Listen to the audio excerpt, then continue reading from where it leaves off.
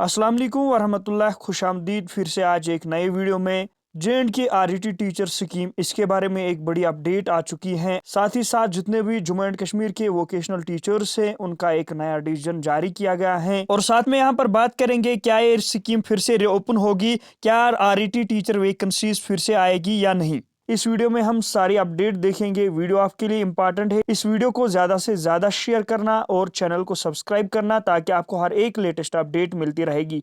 तो दोस्तों शुरू करते हैं आज के इस वीडियो को। सबसे पहले हम यहाँ पर बात करेंगे कि क्या कोई अपकमिंग वैकेंसीज आने वाली हैं या नहीं। लेकिन उससे पहले मैं आपको यहाँ पर बता दूं, एक रिपोर्ट हाल ही में आया था जिसमें कहा गया था कि 119 स्कूल्स ऐसे हैं जम्मू एंड कश्मीर में जिनमें कोई भी स्टूडेंट का एनरोलमेंट नहीं है। मतलब उन स्कूल्स में जीरो एनरोलमेंट है स्टूडेंट्स की। साथ ही साथ यहाँ पर यह कहा गया है 238 टीचर वैकेंसीज ऐसी हैं उन स्कूल्स में जहां पर कोई भी बच्चा नहीं आता है। उन स्कूल्स में वहां पर जीरो एनरोलमेंट है। और साथ ही साथ यहाँ पर यह कहा गया है कि 4400 स्कूल्स ऑलरेडी क्लोज किए गए हैं जम्मू एंड कश्मीर में। और साथ में उस रिपोर्ट में यह कहा गया था कि 238 टीचर्स उन स्कूल्स में जिनकी पोस्टिंग है डिप्लॉय किए गए हैं उन स्कूल्स में विदाउट एनी स्टूडेंट।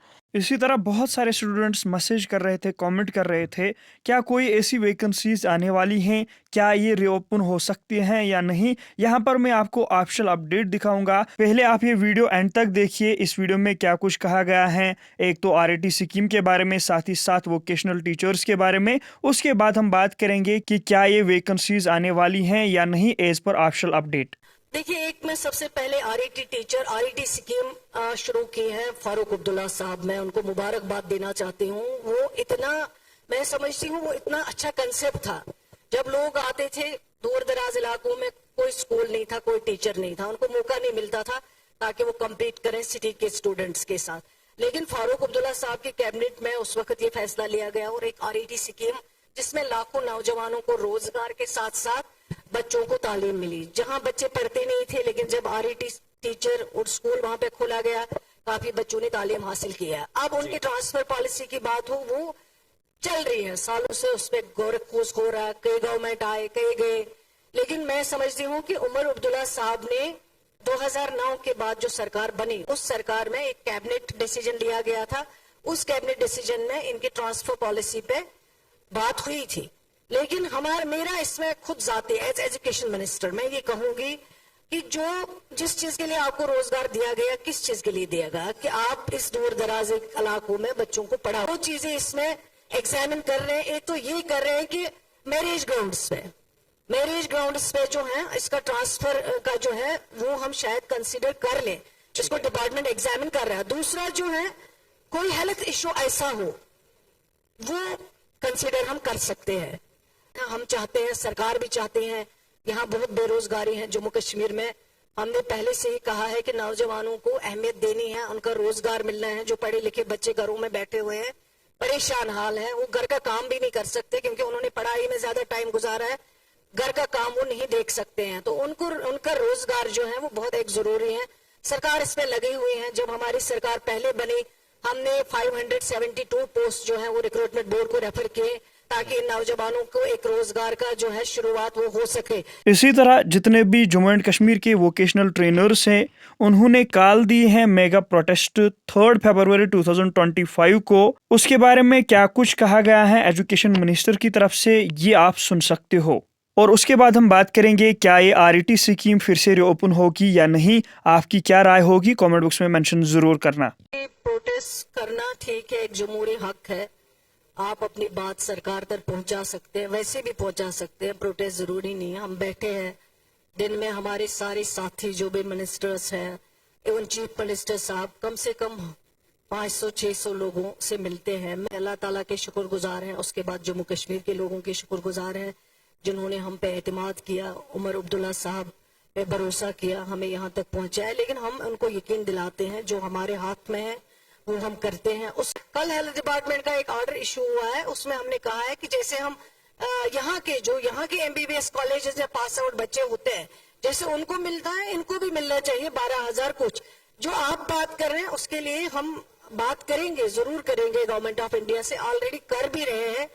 प्रोसेस हो रहा है, जितना हमसे होगा, जितना वो वहां पे, क्योंकि आप देखिए यूटी हमारे पास है, पैसा बहुत कम है, कमी है बहुत ज्यादा, लेकिन इस कमी में भी हम ढूंढते हैं कि कहाँ से मदद हो सके। हमारे अपने लोग हैं, हम उनके लिए कोई कसर नहीं छोड़ेंगे, जो हम कर सकते हैं वो जरूर करेंगे, जो अवेलेबिलिटी है उसको जरूर उनके साथ जो है उनके काम आने की कोशिश करेंगे।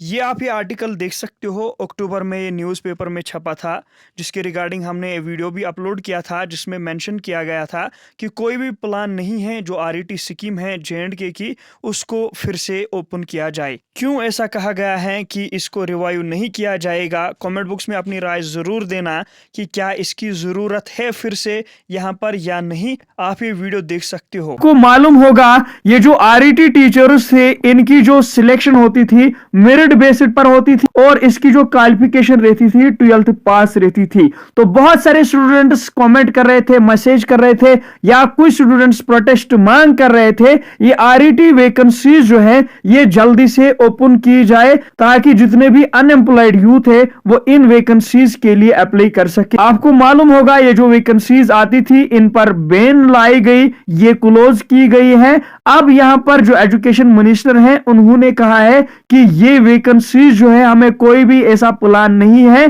कि इन वैकेंसीज को फिर से, इस स्कीम को फिर से लॉन्च किया जाए। ये जो स्कीम है ये लॉन्च की गई थी 2002 में, इसलिए लॉन्च की गई थी क्योंकि बहुत सारे गवर्नमेंट स्कूल्स बंद पड़े थे, उनको ओपन करने के लिए हमने ये एक स्कीम लॉन्च की थी तब। और ये जो वैकेंसीज थी ये मेरिट बेस्ड वैकेंसीज रही थी, ये मेरिट बेस्ड फिल होते थे। और ये जो स्कीम है ये डॉक्टर फारूक अब्दुल्ला के गवर्नमेंट में स्टार्ट हुई थी। और ये जो स्कीम है ये इसलिए लॉन्च की गई थी क्योंकि जो बॉर्डर एरिया और फार फ्लंग एरियाज थे उसमें टीचर्स की शॉर्टेज थी। उस टाइम में बहुत सारे स्कूल्स नॉन फंक्शनल थे, उसकी वजह से जो आरईटी टीचर्स थी ये स्कीम जो थी ये लॉन्च की गई थी और टीचर्स को रिक्रूट किया गया ताकि स्कूल्स को फिर से रीओपन किया जाएगा। और ये आप यहां पर देख सकते हो एजुकेशन मिनिस्टर ने इसमें क्या मेंशन किया गया है। इन्होंने ये कहा है कि ये जो स्कीम है इसने बहुत ही वाइटल रोल प्ले किया है स्टूडेंट्स को एजुकेशन देने में। और ये जो स्कीम थी ये नीड बेस्ड इनिशिएटिव था क्योंकि क्राइसिस थे, स्कूल बहुत सारे बंद पड़े थे, उनको ओपन करने के लिए अपॉर्चुनिटी दी गई बहुत सारे स्टूडेंट्स को, बहुत सारे अनएम्प्लॉयड यूथ को, उनको उस टाइम अपॉर्चुनिटी दी गई और स्कूल्स को फिर से रीओपन किया गया। और साथ में इन्होंने राइजिंग कश्मीर को यह भी कहा है कि यहां पर कोई भी डिमांड नहीं है अब स्कूल्स को फिर से रीओपन करने के लिए और इस आरईटी स्कीम को फिर से रिव्यू करने के लिए।